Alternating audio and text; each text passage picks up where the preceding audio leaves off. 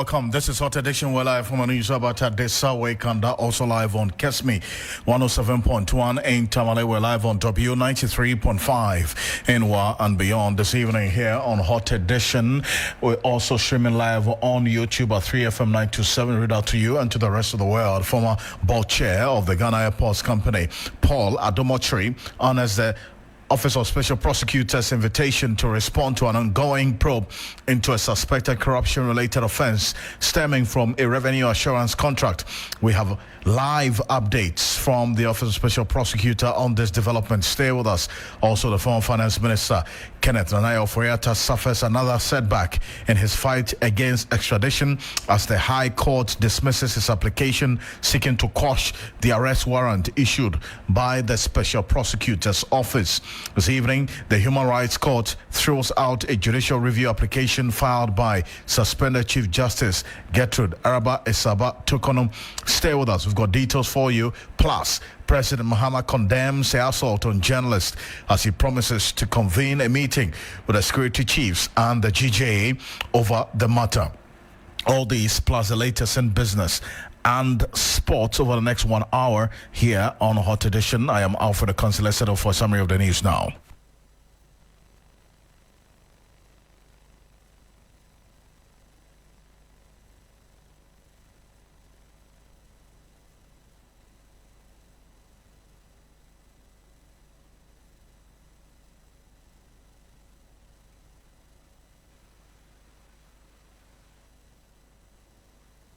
Gopina Palace with reports of assaults on drivers. The workers are demanding that perpetrators be brought to justice. An explanation for the attacks, assurances of staff safety, and the immediate retrieval of seized vehicles by security agencies. Also, a High Court has dismissed former Finance Minister Ken Ofori-Atta's application challenging a bench warrant and Interpol red notice issued against him. The judge ruled that the Special Prosecutor acted lawfully in pursuing corruption-related investigations involving procurement breaches and fund mismanagement during Ofori-Atta's tenure. Despite repeated invitations, Mr. Ofori-Atta has not appeared before the OSP, citing medical treatment abroad. His continued absence led to the issuance of the warrant and his designation as a wanted person by the Special Prosecutor in June. The Human Rights Court has dismissed Chief Justice Gertrude's application seeking to halt her removal hearings. Presiding Judge Kwame Amakun ruled that he lacked the authority to address issues related to the ongoing proceedings. The Chief Justice had filed for a judicial review, arguing that the committee was improperly constituted, its process was irregular, and she had not been given fair hearing. She also raised concerns over being denied copies of petitions and ongoing inhumane body search during hearings. Her dismissal application follows a separate constitutional case she filed at the Supreme Court, which remains pending. The Ghana Journalists Association has issued a 7-day ultimatum to the Ghana Police Service to take decisive action against recent assaults on journalists or face a nationwide media blackout on all police-related cases. The warning follows over 10 incidents, including the assault of a GH1 TV reporter during the July 11 Ablikuma North rerun and a July 30 attack on a joint news crew by alleged military officers during a demolition in Accra. At a press conference on July 31, GJA President Albert Kwabena condemned the attacks as unacceptable and a threat to the press freedom and democracy. The GJA is demanding immediate investigations and sanctions against the officers involved to protect journalists and uphold public accountability. And finally, the Ministry of the Interior has officially confirmed that Monday, 4th August 2025 will not be observed as a public holiday in Ghana. In a statement released on July 31, the ministry explained that commemorative days are not classed as statutory holidays and therefore do not warrant suspension of work or public activity. Previously, August 4 had been marked as Founders' Day to commemorate the formation of the United Gold Coast Convention, a symbolic milestone in Ghana's independence history. However, the holiday was removed following legislative changes earlier this year. Alfred. Thank you very much. We're going for some more on 3news.com. Make some time and visit 3news.com. This is Hot Edition. We're live on Kesmi 107.1 in Tamale and on W 93.5 in Wa and beyond. Let's go into some more stories right now, as a former board chair of the Ghana Airports Company Limited, Paul Adom-Otchere, is currently at the Office of Special Prosecutor following an invitation to assist with ongoing investigation into a suspected corruption-related offence which occurred during his tenure with the airport company. Paul Adom-Otchere is a suspect in the OSP's probe into a revenue assurance contract between the Ghana Airports Company Limited and the private firm Ivatex Logistics Limited, entered in December 2024. Now, the broadcast journalist, who denies any wrongdoing or any such involvement, insists he did not sign the contract and has accused the special prosecutor of embarking on a politically motivated witch hunt ahead of his appearance before the special prosecutor earlier today. Take a listen to Paul Adom-Otchere in an attempt to, as it were, put out an explainer to clear his name on the said matter of that investigation, and we see how things are playing out before the special prosecutor right now. This is what he said earlier today. Said that this is what we know and this is how it works. The board told them that, yes, you have told us what it is, but there's no real evidence. You haven't given us any evidence that, in fact, we are losing money. And then they said that to do that, we have to work with your management to come and tell you, because we need access to your systems. When we get access to your systems, then we'll be able to tell you in the things that are the revenue that's happened already. So today is July. They will take last year's revenue and show you that this revenue that you got 1 million cedis, you could have gotten 3 million cedis. This revenue that you have 2 million cedis could have gotten 6 million cedis. So the management gave them that, and then they did that. And then the management brought them to the board the second time and said the people have finished their work, so let the board hear them. So the board heard them. And then they seem to know what they are talking about. They seem to show that, yes, revenue was lost and revenue can be gained. So the board told management that, okay, go ahead, which is also normal. The board tells the management, MD and your people, go ahead and work with them and report back to us. So they did, and they went to work with them. And then we continue our meetings. I had forgotten about it. I don't know anything about it. It was Manasseh Azuri who told me that the contract had been signed by the managing director on 4th of December, 4 days or 3 days to election. And I said, well, okay, I don't know. I didn't know. This conversation is about 2 weeks ago. I didn't know whether the contract has been signed. I didn't find out whether the contract has been signed because it's not necessary. The board has finished its work. Whatever management does, if the management need the board again, they'll come back to the board. Well, so that's Paul Adom-Otchere, putting out that explanation earlier today ahead of his appearance before or at the special prosecutor's office right now. And let's go straight to the Office of Special Prosecutor right now, because Noble Crosby and my colleague is there monitoring events there. And Noble, we do know that Paul Adom-Otchere has indeed arrived and is, or you reported earlier that he had entered the Office of Special Prosecutor for the said invitation. What is happening now as we speak? Well, Alfred, like you mentioned, Paul Adom-Otchere has arrived at the premises of the Office of the Special Prosecutor. That time he got here was at 2:50 p.m. today.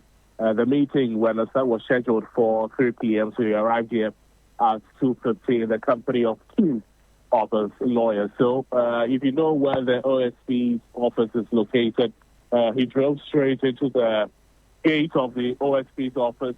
He alighted from his car in the company of his lawyers, and then the three of them began walking through the gate of the Office of the Special Prosecutor, or the entrance of the Office of the Special Prosecutor.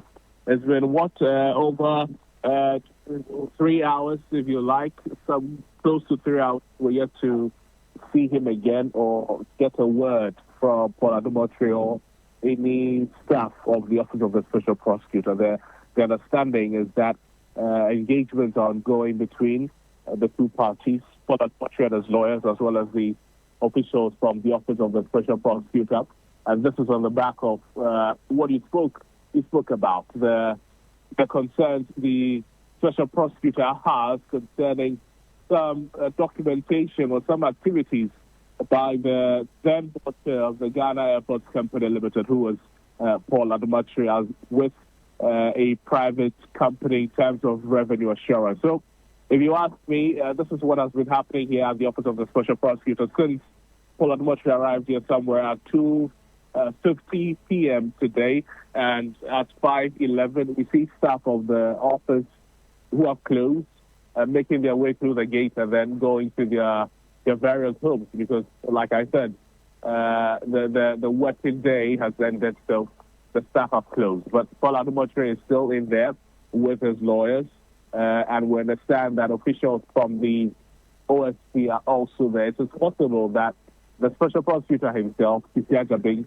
will also, or is also there, engaging with Paul Adom-Otchere, Alfred.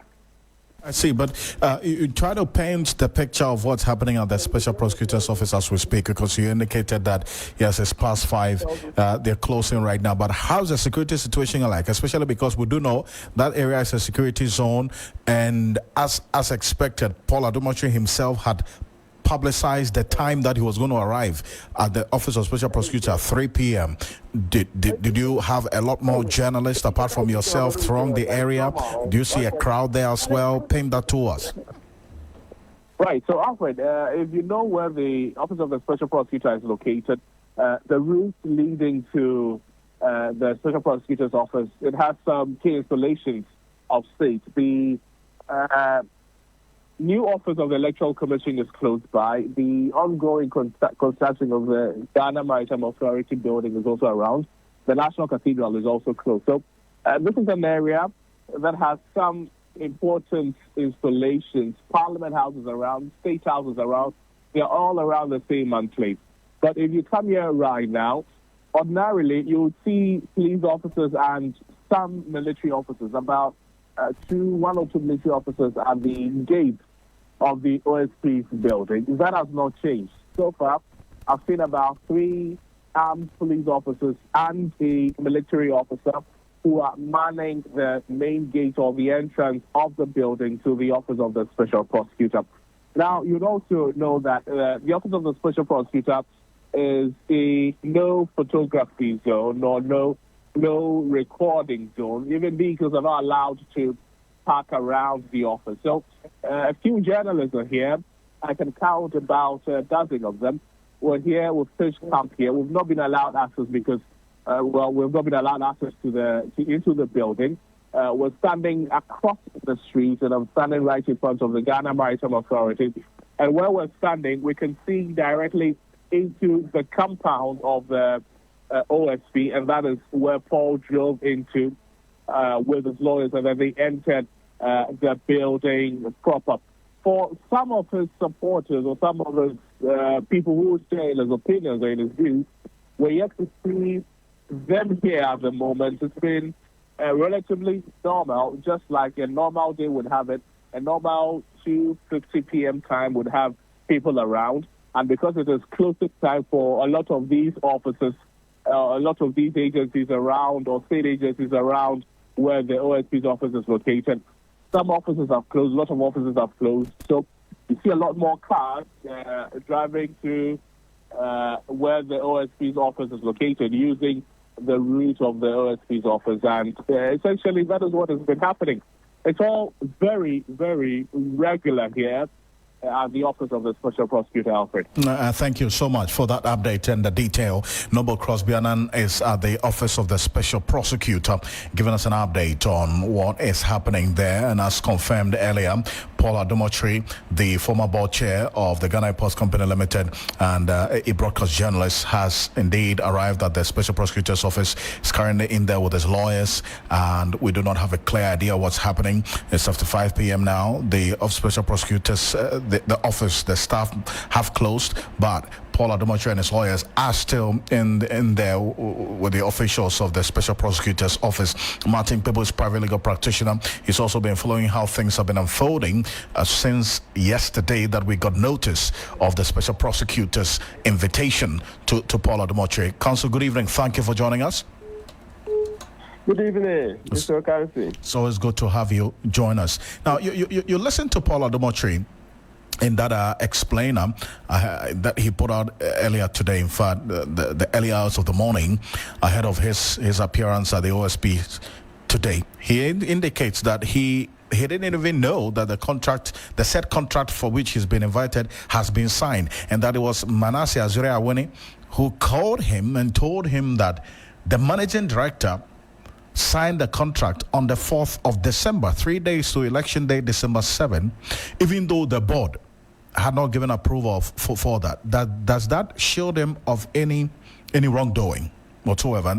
And I ask this question bearing in mind the boundaries and limitations that you have in not necessarily pronouncing guilt or otherwise. Excellent. That's a good caveat. Yes, so it's early days yet to be conclusive in such matters, except that Paul has not done himself any good, because Manasseh Azure, in a write-up, said that Paul, had confessed that he knew the people, all right, he had met them before the contract came to the board, etc. I don't know if you've seen that write-up. Yes, indeed. So that totally tears apart Paul Adom-Otchere's case. It tears it apart. And you know that in matters like this, there's credibility. Say it's a text message. So it means that if Paul continues on that trajectory, in due course, Manasseh Azure will be asked to testify. That's if the case goes to court. And he'll be asked to bring his phone. Then they will do all the necessary tests to see that that's a genuine text from Paul Adom-Otchere. You see it? Yes. It's bewildering, to be honest, that this same thing, unless it's a different contract, and so far it doesn't look like it's a different contract. But Manasseh says, look, you admitted that you met the owners before, that you know the owners before the contract was brought to the board, etc. So now this U-turn that Paul is doing appears to be neither here nor there. But of course, in a court of law, so many other things can come up. So we cannot conclude here. But certainly from what is playing out so far in the public domain, Paul has an uphill task. He has shredded his own case even before, anything gets started in court. But then as well, because this matter is before the Special Prosecutor now, and yes, he has attended to the invitation of the Special Prosecutor, how do you see things proceeding from this point? Well, it's likely that the case will go to court because, the Special Prosecutor law has, it comes in stages. When a petition is presented, they will first of all do some preliminary investigations. If they think this is not a case, one, within their remit, that their jurisdiction or mandate, or two, it's not a criminal offense, etc., then they don't proceed. So for the Special Prosecutor to have proceeded to the next stage where they're doing proper investigations and have asked Paul Adom-Otchere to appear, that's a serious matter. It's extremely serious. That's not a child's play, because it means that the first stage has already been cleared, which is whether the case should proceed at all. So once the Special Prosecutor is cleared, and even before the Special Prosecutor gets into it and then goes to court, as I've stated, the key thing is that why is Paul Adom-Otchere now feigning knowledge, saying he's not aware of the contract, etc., when he had previously confessed to Manasseh? So whether this case goes to court or not, already is giving Paul a huge reputational damage. Because Manasseh says, look, I'm holding the evidence here in my palm, on my phone. So Paul has set himself up for trouble. Is that necessary? Is that necessary? Come on. He should have known that he had already told Manasseh all of this.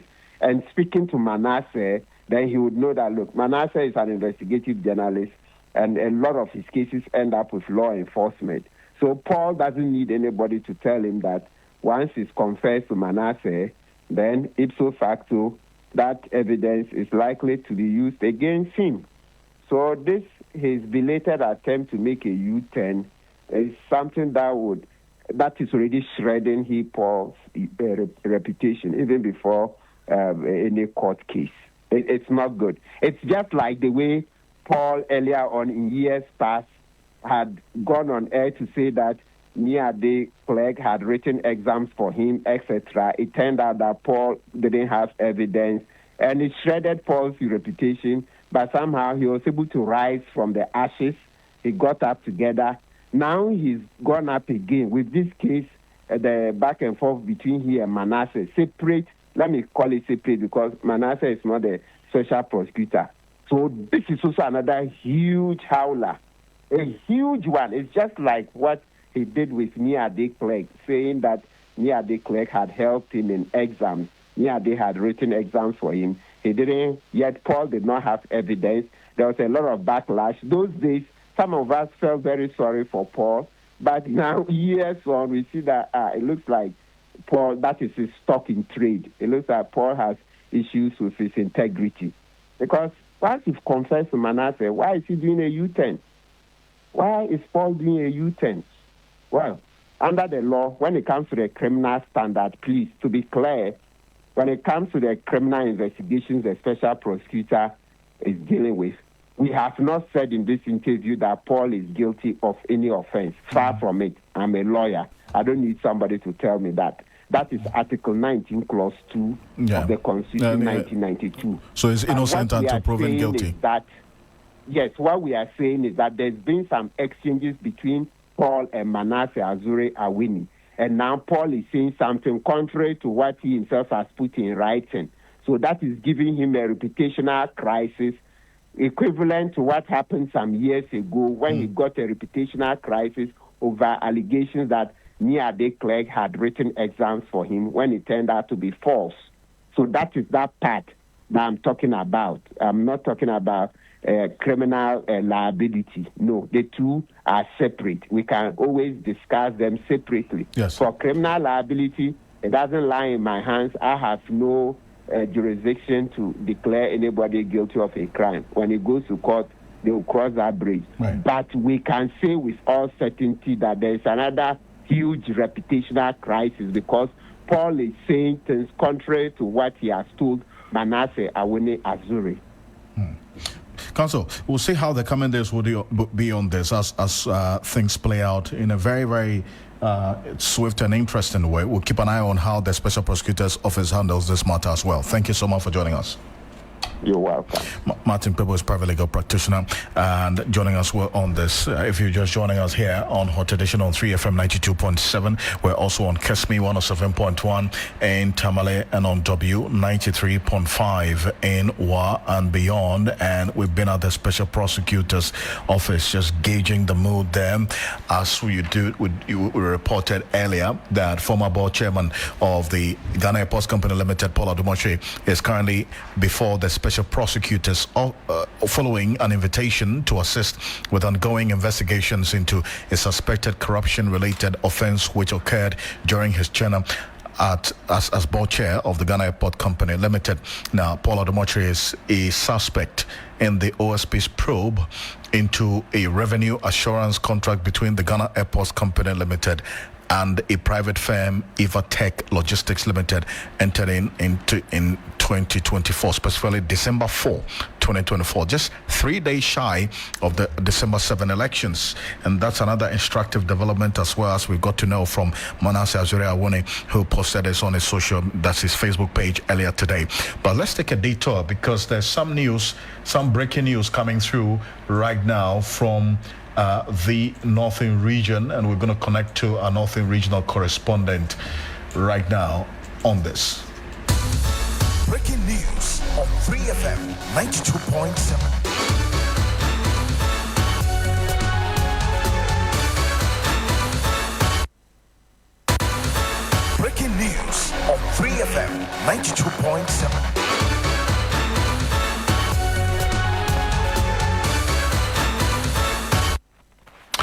As the news just coming through from the Northern region right now, and Christopher Marco is going to be joining us shortly, but this is the information we have from the Northern region right now. 19-year-old level 100 computer science student of the University for Development Studies, Salifu Nkonya Nuruddin, has been sentenced to life imprisonment by Tamale High Court. The convict was facing charges of murder and conspiracy to commit murder of his colleague Wumponi Mohammed Zaiku over a girlfriend in 2024. The deceased Mohammed Zaiku Wumponi reportedly died on Wednesday, September 25, after being allegedly stabbed in the chest at the university campus. His lifeless body was found on Thursday, September 26 on the university campus after several attempts to reach him on phone proved futile. Initial reports suggest the possibility of an armed robbery as Ziku's phone and motorcycle were missing from the scene. However, accounts from his family indicate that his valuables were found intact, raising suspicions that this may have been a targeted killing rather than a robbery, Alfred. And this is quite sad. Indeed. Let's go on to telephone now. And Christopher Marco is our Northern and Savannah regional correspondent. Has been following this quite closely. Chris, good to have you. A very chilling development in there. Let's get a bit more detail on what happened in court earlier today. Yes, so Alfred, you remember that in 2024, September, we ran a story that has to do with a level 100 student of the University of Ocansey Studies here in Tamale stabbing his colleague student to death and over issues of a girlfriend. And so the case has been in court. Today, the Tamale High Court ruled on this particular case and convicted the accused to life imprisonment. And it was a sad moment in court because a young man was convicted to life imprisonment. But unfortunately, the presiding judge said that his action was in bad state and it has caused the loss of a life, and so he should go in prison for life. I see. Now, just for the background and also for the uninitiated, what exactly does this 19-year-old student do? Yeah, so he stabbed his colleague, who was also a student of the University for Development Studies, to death over issues of girlfriend. And so the gentleman died. That was in September last year. And when the accused person was arrested, the family of the deceased called for justice. When he killed the deceased, he took his motorbike and his purse and other things. Later, those items were found on the school campus, and so the perpetrator, that is the convict, was arrested, and today he has been sentenced to life imprisonment. So it was about a girl. Yes, that is the issue that was raised. That it was about a girlfriend. And he's going in for life. Yes, he's in for life. Sad development indeed. Chris, thank you. Thank you for this update. Appreciate it. Thank you. Christopher Marco is our Northern and Savannah regional correspondent there, giving us updates on this breaking news that we got just a few minutes ago. In fact, this sentence by the courts was just about some 15 minutes ago. So 19-year-old level 100 computer science student of the University for Development Studies, Salifu Nkonya Nuruddin, has been sentenced to life imprisonment by Tamale High Court. The convict was facing charges of murder and conspiracy to commit murder of his colleague Wumponi Mohammed Zaiku over a girlfriend in 2024. A girl, Alfred. Somebody's going in for what? For life. It's a very sad development. Yeah, very sad one. Let's get into what more do we have? Well, something else in court. The High Court has thrown out an application by former Finance Minister Ken Ofori-Atta, who was seeking to quash an arrest warrant issued by the Office of the Special Prosecutor. The court ruled that the application lacked merit and dismissed claims that the warrant and a related Interpol Red Notice were unlawfully secured by the OSP. This comes as a major win for Special Prosecutor Kissi, who earlier this year declared Mr. Ofori-Atta a wanted fugitive, accusing him of fleeing the country to evade accountability. Mr. Ofori-Atta is currently under investigation in 5 separate corruption-related cases, including 1, a revenue assurance deal involving Strategic Mobilization Ghana Limited and the GRA, 2, a termination of a distribution project with ECG and Beijing Technology, 3, a controversial National Cathedral project, 4, the procurement of 307 ambulances, and 5, the transactions related to the GRA's tax refund accounts. There's something also on the Chief Justice. The Human Rights Division of the High Court has also dismissed a suit filed by Chief Justice Gertrude, Araba, Essaba, Torkornoo. The court described parts of the suit as an abuse of its processes. The presiding judge, His Lordship Kwame Amako, also ruled that he did not have the jurisdiction to deal with the matters relating to the ongoing removal proceedings against the Chief Justice. Justice Torkornoo had earlier complained at a press briefing that she was denied authentication copies of the petitions and responses against her. She also raised concerns about what she described as an inhumane body search during her appearance before the committee. She later filed a case at the High Human Rights Court asking that the committee's hearings be suspended until she was served with the necessary documents. The CJ further asked the court to nullify earlier hearings, arguing that the committee was improperly constituted, its processes irregular, and that she was not given a fair hearing, but the court said those matters were outside its authority and struck out the case. Let's get a bit further into this particular development and how things are playing out in the case of the former Chief Justice, that's the suspended Chief Justice, beg your pardon, and Alexander Kojo Aban is a former member of Parliament for Goma West. He is a private legal practitioner. In fact, that's the reason why we have him on this particular conversation, but also to put it on record that he is a former member of Parliament for the Goma West constituency. Do you know Alexander Kojo Aban? I thank you very much for joining us. Good evening to you. Thank you very much, sir. Great. Now, first off, I want to find out from you, how this particular case has been playing out with now the Human Rights Division of the High Court dismissing this suit filed by the Chief Justice, Gertrude Torkornoo, and the court on the basis of the decision they took, describing parts of the suit as an abuse of its process. That was according to His Lordship Kwame Amako, who also ruled that he did not have the jurisdiction to deal with matters relating to the ongoing removal proceedings against the Chief Justice. Counsel. Thank you very much. In the first place, you must understand that before a court would say that there has been an abuse of process, it means then that the very case that has been brought to the court had previously been taken to a court of competent jurisdiction and a determination had been made. Is that the case? If that is the case, then the judge would have some basis for saying that it's an abuse of the process. But if that is not the case, then I beg to differ with the judge in saying that it's an abuse of the process. Probably when we get the full written reasons, then we would know. But if this application, which was put before the judge or before the High Court, had some way, somehow, been put before a court of competent jurisdiction,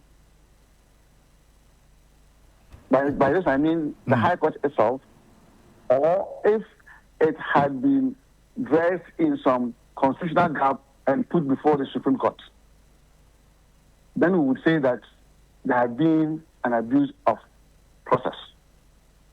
The next issue is about jurisdiction, whether the Supreme Court, whether the High Court had jurisdiction to entertain such matters. We know that Article 146, which deals with the removal processes of the Chief Justice or a Justice of the Superior Court, as the case may be. Once that committee is put together and they are exercising a judicial function, in the eyes of the law, regardless of the stature of the persons who constitute the panel, be they Supreme Court justices or persons of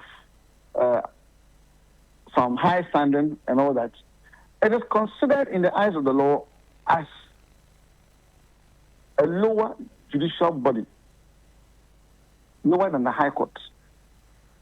And so if they make any mistakes, and here I mean procedural mistakes, the High Court has jurisdiction to deal with it. And that is why, if I may give an example, you can go to the General Legal Council, where we have some Supreme Court justices on it, and we have very eminent lawyers on it, that if there are some procedural breaches, the person so affected goes not to the Supreme Court, but to the High Court.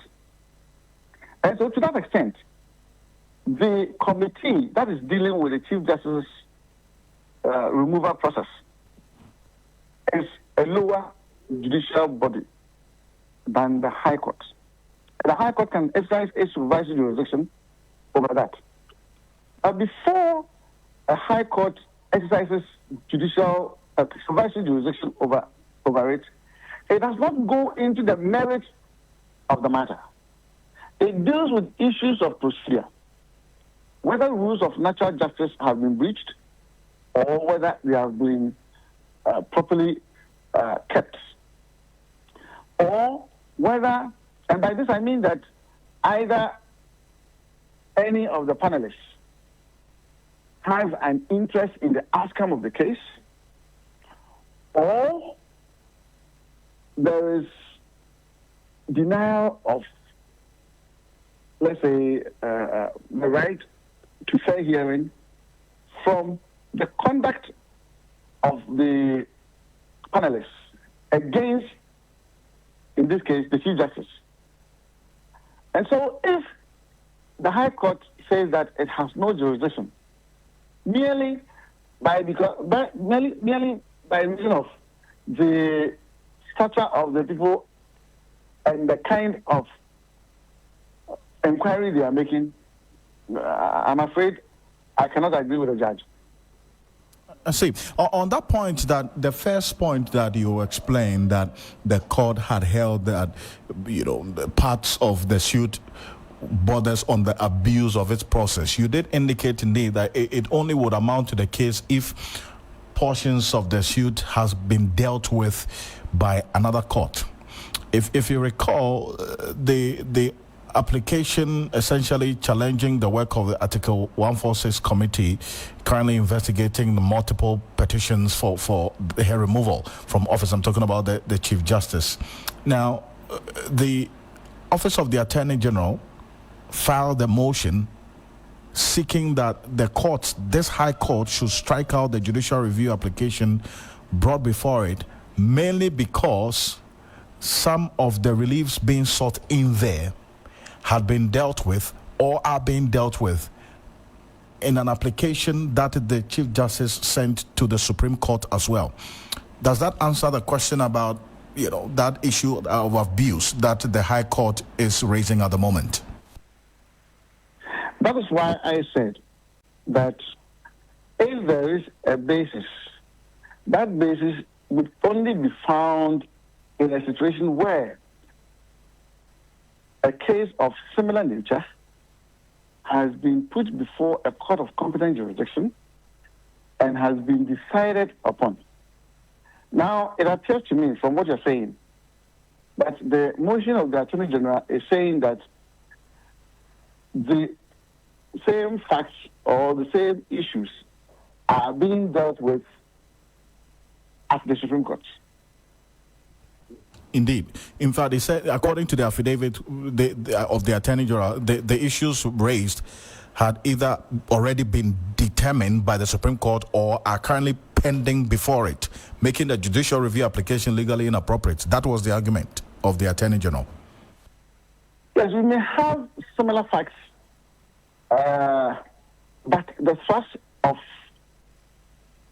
a person's action may be different. One may be for constitutional interpretation of the same facts, and one may be issues of addressing human rights, abuses, and all that under Article 33. So in such situations, it will be very, very good if we have the fine details of the things that have been filed before the court. And I do appreciate your thoughts on this. Thank you so much, Counsel, for your time. You're welcome, on this. Is a former member of parliament for the Gomoa West constituency, private legal practitioner, Alexander Kojo Aban in them. Let's go to the northern region now. The VRA NEDCO staff are on strike.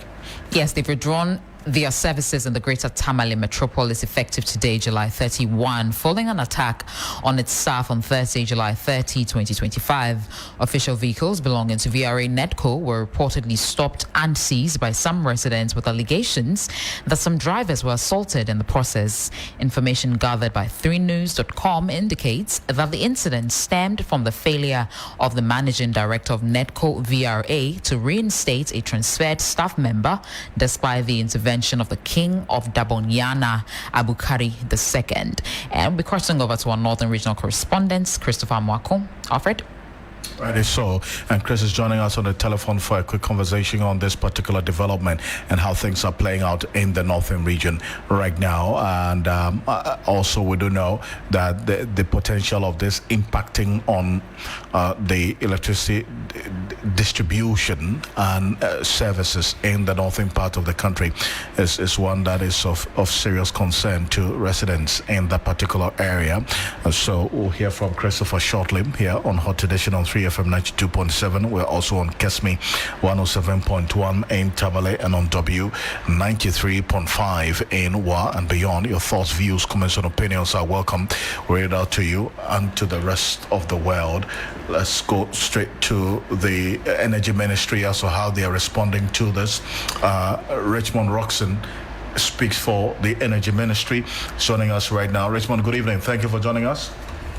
Good evening, Alfred, and thank you for the opportunity. I'm sure you're monitoring the happenings with the Northern Electricity Development Company. There's a NEDCO VRA staff who have withdrawn their services in the Greater Tamale metropolis, and they cite attacks on some of their staff, and a reason why they feel unsafe to continue working. That's why they've decided to withdraw their services. What is the ministry doing about this? This matter is of great concern to the ministry. We've taken notice of the resolution by the senior staff and then division of VRA and NEDCO respectively.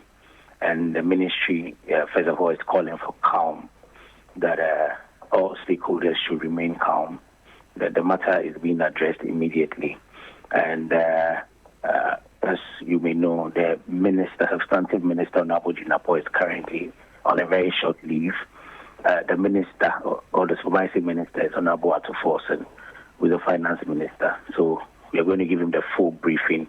Engagement of stakeholder will happen immediately to ensure that this matter is dealt with. The minister will resume on Monday.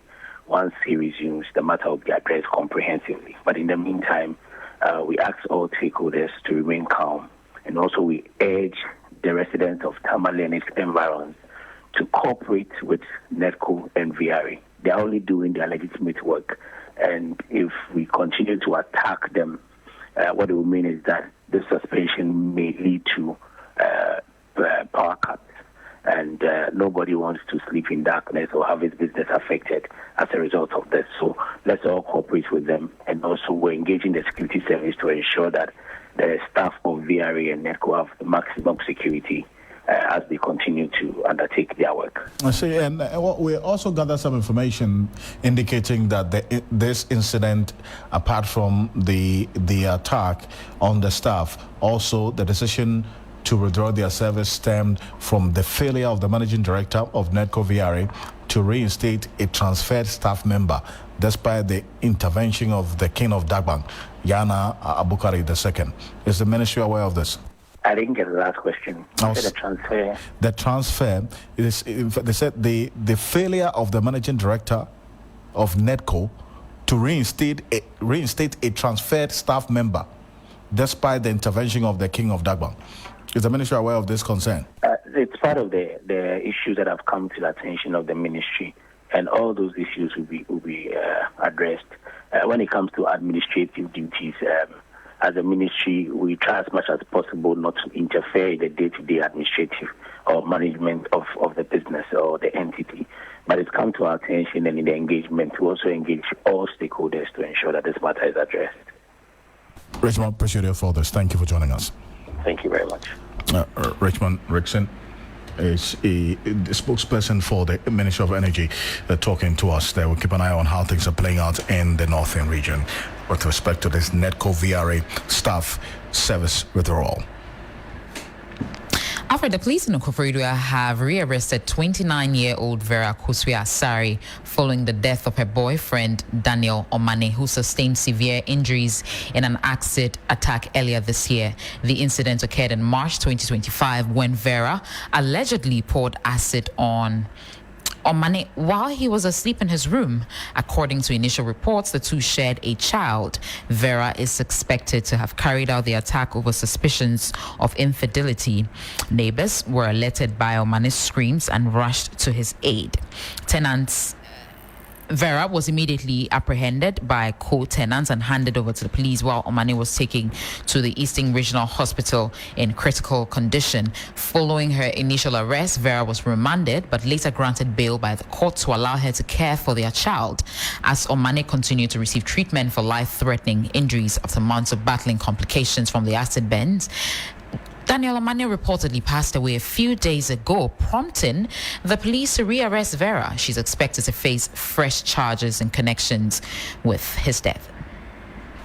A lot is happening these days. Well, let's get into the President, John Mahama, has been speaking about the assault on journalists and what's been his assurance and on the matter of investigations. He is condemning recent assault on journalists perpetrated by some military personnel during a demolition exercise. Speaking during the swearing-in of the last batch of deputy ministerial nominees at the Jubilee House, the President instructed thorough investigations and the officers involved sanctioned.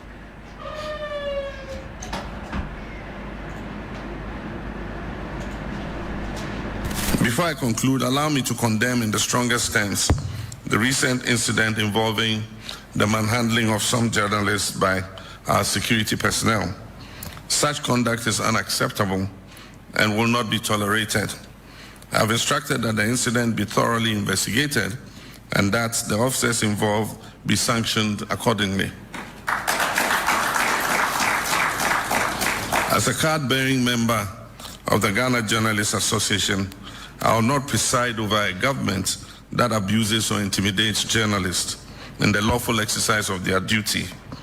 A free and responsible press is indispensable to our democracy, and we must all work to protect the media. I'll soon convene a meeting between the heads of the security services and the leadership of the GJA to plan a program to orient our troops to recognize the media not as enemies but as partners in development. I also take this moment to extend my heartfelt condolences to the families of the 15 young people who lost their lives in a tragic accident in Obogu recently in the Ashanti region. This is a stark reminder of why our Big Push program prioritizes the dualization and rehabilitation of our major highways to reduce the spate of accidents. You just heard the President Mahama where he condemned some recent assaults on journalists. He was speaking at the swearing in of the last batch of the deputy ministerial nominees. Meanwhile, the Ghana Journalists Association, GJA, has threatened to impose a nationwide media blackout on all police-related activities if urgent and decisive action is not taken to address recent assaults on journalists. The warning follows some incidents involving media personnel, including the assault of a GH1 TV reporter during the Oblikuma North Parliamentary rerun, and a separate attack involving Joy News reporter Carlos Kaloni, his cameraman, and an eyewitness, allegedly by armed military officers during a demolition exercise at Spintex in Accra. Speaking at a press conference a while ago, GJA President Albert Kwabena Dumfor condemned the incidents in strong terms, describing them as unacceptable and dangerous to the country's democratic fabric. Now, this is our demand to the police, to the Ghana Police Service, and the demand is tagged as time for action. Time for action. The GJA hereby demands from the Ghana Police Service as follows. 1. A detailed update on the status of investigations into all reported attacks against journalists across the country within the past 7 months. 2.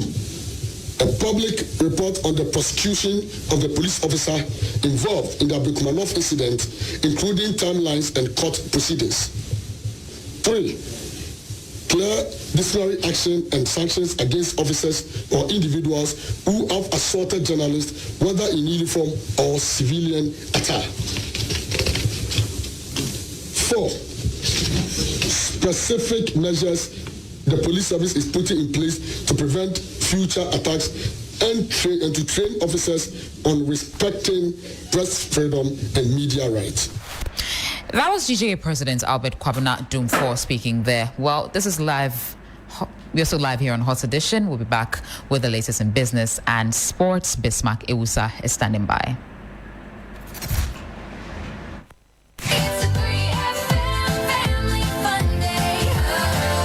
This August, give your kids what they really want. Your full attention, your laughter, your time. It's time to press pause and just play together. Join us for the 3FM Family Fun Day, a full day escape packed with joy, bonding, and unforgettable togetherness. Whether you're a family of 2, 4, or 10, every family is welcome because this day is all about togetherness. Happening on Saturday, 9th August at Shorna Island in Labadi from 9 a.m. to 6 p.m. Picture this: live performances from talented kids, inter-family competitions with prizes for the most creative, coordinated, or hilarious families, team games like tug of peas, family sack races, and the ultimate family relay. Shorna Island transforms into a full amusement park vibe with food area, music, rides, water splash zones, giant trampolines, a kids playground, and scenic photo spots that will blow up your socials. All this for a promotional package of just 500 Ghana cedis for a family of 4. Extra family members? No problem. Just come along and join the fad at a top-up per person. For registration and inquiries, please call 053-110-0927 or 053-220-0917. It's more than an event. It's a memory in the making. Happening on Saturday, 9th August at Shorna Island in Labadi. Don't just raise kids, create memories. 3FM Family Fun Day. Let's play again. Terms and conditions apply. Sponsored by Nestle Golding Mort.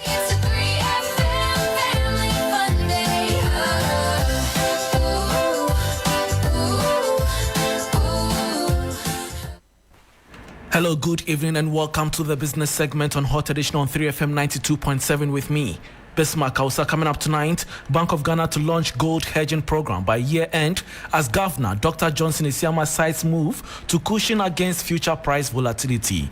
This story and others lined up for you. Please stay.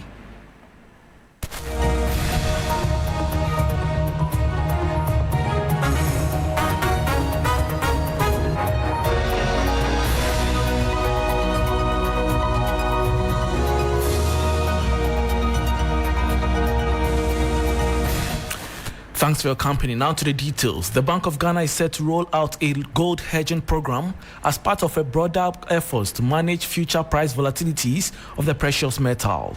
Governor Dr. Johnson Essaba says while the central bank ultimately plans to hedge all of its gold reserves, it will begin with a fraction, potentially launching the initiative before the end of the year 2025. He revealed that engagements are currently underway with some banks to manage the program, which could take off in the coming months. That we purchase gold from mining firms. Yes, we purchase from them, we put it in our reserves. But what I was referring to was that is the FX that we are interested in from mining firms. They sell these to us, and we use all that to support our reserves as well as supporting the market when the need arises. Yes, we made that point at the last MPC round. That exercise is on course. We are speaking to a number of banks in that regard. I'm sure within the next 1 month or so, we should be able to hedge a portion, of our stock. It is a portion of our stock we are targeting, and we will be happy to make that known when we conclude the effort. And that was Governor of the Bank of Ghana, Dr. Johnson Essaba, revealing plans to launch a gold hedging program by end of the year 2025 as his sites move to cushion the precious mineral against future price volatility. Now, economist Dr. Hayford-Mensah Irakwa has cautioned government about the Ministry of Finance's decision to price contracts in the Ghana cedi. While he supports the initiative, Dr. Irakwa is concerned about the cedi's historic volatility and the potential for substandard projects if the currency depreciates. Finance Minister Dr. Kasiel Atoforsen has emphasized the risks of pricing goods and services in foreign currency, which can threaten fiscal management and destabilize the cedi. To address this, the President has directed that all government contracts, regardless of funding source, must be denominated in the local currency. This move aims to promote local economic growth, but Dr. Hayford-Mensah Irakwa warns that it's crucial to mitigate potential risks associated with currency depreciation.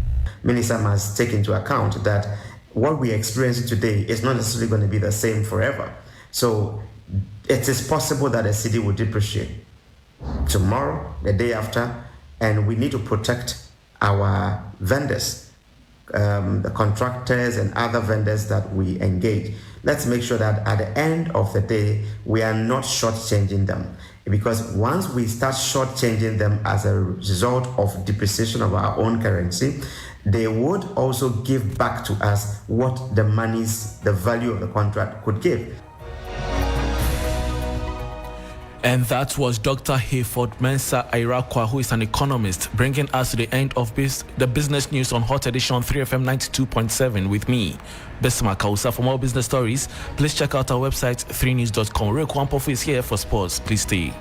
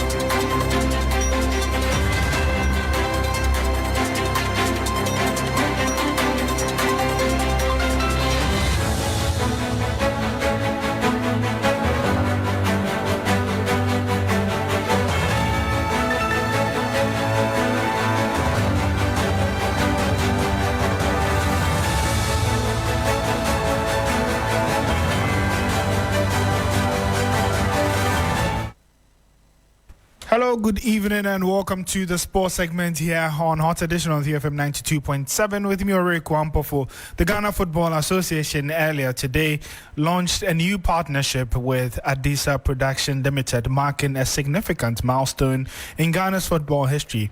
APL are set to take over as the main producers of the top flight league, showing live games. Now, according to the GFA president, Ken Ofori-Atta, this partnership will bring numerous benefits to Ghana Premier League clubs. The president also stated that each team will receive 1 million Ghana cedis before the start of the season, ensuring a stable financial foundation for all participating teams. Let's hear from the president of the Ghana Football Association. A new approach. And through this unique partnership with Adisa Productions, each one of our GPL clubs will, before the start of the league season, receive the amount of 1 million Ghana cedis each. This will be the minimum.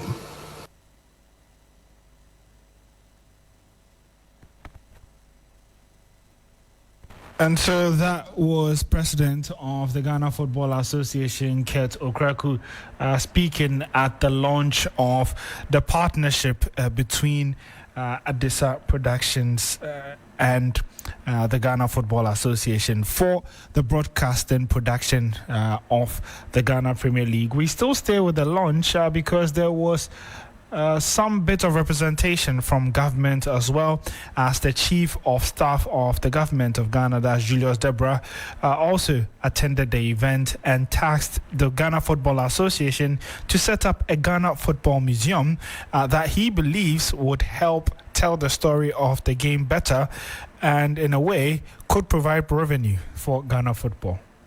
Kate, I throw this challenge to you.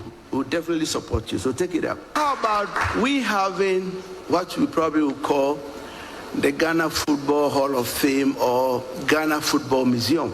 Because we have mysterious stories, like there was a gentleman known as Infum who could kick a shot to torn net. What if you go look for the remnants of the torn net to be displayed and say, go to the Ghana Football Museum and see the net, the remnants of the net that Infum damaged.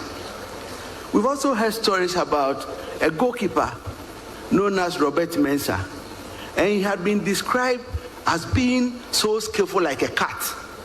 And amazingly, he used to have a cooling high cap that throughout 90 minutes, he would still have the cap on and the cap would not fall. And they used to say it's juju or some mystical thing.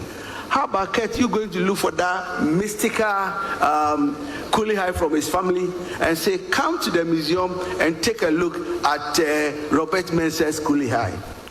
And so that was Julius Deborah, who's the Chief of Staff, wrapping up our sports segment here on 3FM Hot Edition. My name is Oreku Ampafo.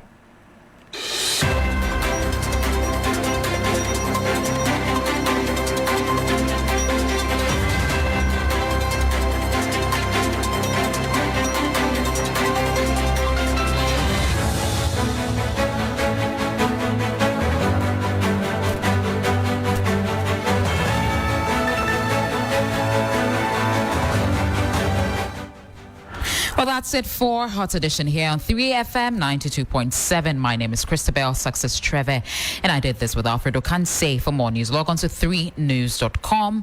Have a good evening.